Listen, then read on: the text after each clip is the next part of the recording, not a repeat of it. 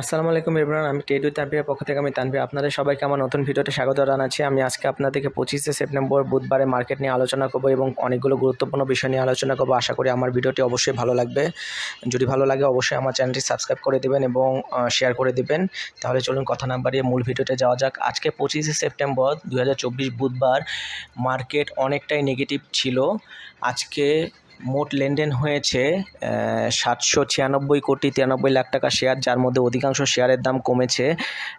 মাত্র 27টি কোম্পানির শেয়ারের দাম বেড়েছে এবং হিউজ পরিমাণ অর্থাৎ 352টি কোম্পানির শেয়ারের দাম কমে গিয়েছে এবং মাত্র 14টি কোম্পানির শেয়ারের দাম অপরিবর্তিত ছিল।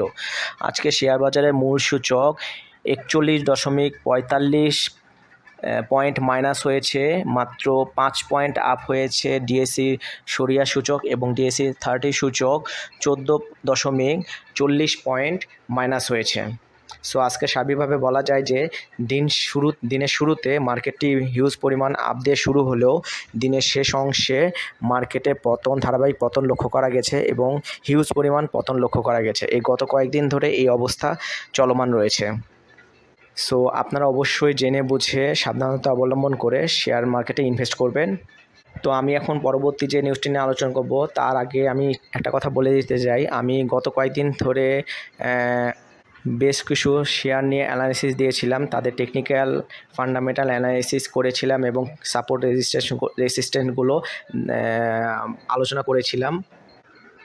কিন্তু বেশ কয়েকদিন ধরে আমি অসুস্থ থাকার কারণে অ্যানালিসিস দিতে পারি নাই। আমি আজকে থেকে আবার অ্যানালিসিস দেওয়া শুরু করব। তো আমার অ্যানালিসিসগুলো দেখে আসতে পারেন এবং এই ভিডিওর ডেসক্রিপশন লিঙ্কেও আমি এর আগে যে অ্যানালিসিসগুলো দিয়েছি সেগুলো লিঙ্ক পাবেন। তো আশা করি দেখবেন। তো আমি চলে যাই পরবর্তী নিউজে। আমি এখন যে নিউজটি নিয়ে আলোচনা করব সেটি হচ্ছে শেয়ার বাজারে যত বড় পতন প্রভাব তার থেকেও বেশি। এই নিউজটিতে বলা হয়েছে যে গত কয়েকদিন যাবত শেয়ার বাজারে লেনদেন শুরু হয় বড় উত্থান দিয়ে এবং শেষ হয় বড় পতন দিয়ে এবং এই নেতিবাচক প্রবণতার জন্য শেয়ার বিনিয়োগকারীরা অস্থির অবস্থা বিরাজ করছে। দু একদিন সূচকে উত্থান দেখা গেলেও সেটি নামে মাত্র। যেদিনকে শেয়ার বাজারে সূচক উত্থান হয় সেদিনকে নামে মাত্র কয়েকটি কোম্পানির শেয়ারের দাম বাড়ে, কিন্তু যেদিনকে শেয়ারে সূচকের পতন ঘটে সেদিনকে হিউজ পরিমাণ অধিকাংশ শেয়ারের দাম কমে যায়। সো এটি একটি খারাপ দিক। এতেই বোঝা যায় যে মার্কেটে গ্যামলারদের একটা বড় উপস্থিতি লক্ষ্য করা যাবে।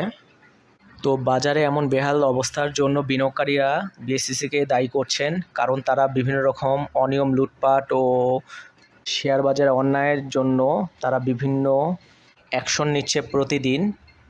কিন্তু বাজার ঠিক করার বিকল্প কোনো কৌশল নির্ধারণ করছেন না তারা কেবল অন্যায়কারীদের শায়েস্তা করা নিয়ে ব্যস্ত আছেন। কিন্তু এটা ভুলে গেলে চলবে না যে তারাই এখনও নিয়ামক শক্তি।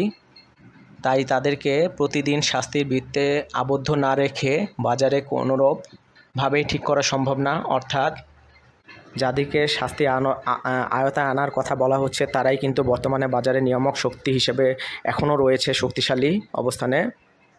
সো তাদেরকে এভাবে প্রতিদিন শাস্তির আওতার বৃত্তে এনে শাস্তি দিলে কখনোই বাজার ঠিকভাবে চালানো সম্ভব হবে না, এটা মাথায় রাখতে হবে তাদেরকে।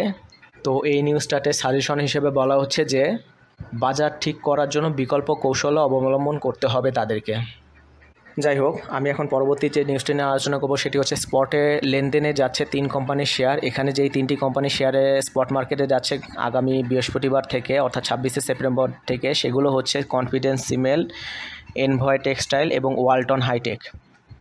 এই কোম্পানির শেয়ারগুলো 25শে সেপ্টেম্বর থেকে 29শে সেপ্টেম্বর পর্যন্ত স্পট মার্কেটে লেনদেন হবে এবং 30শে সেপ্টেম্বর রেকর্ড ডেটের কারণে লেনদেন বন্ধ থাকবে।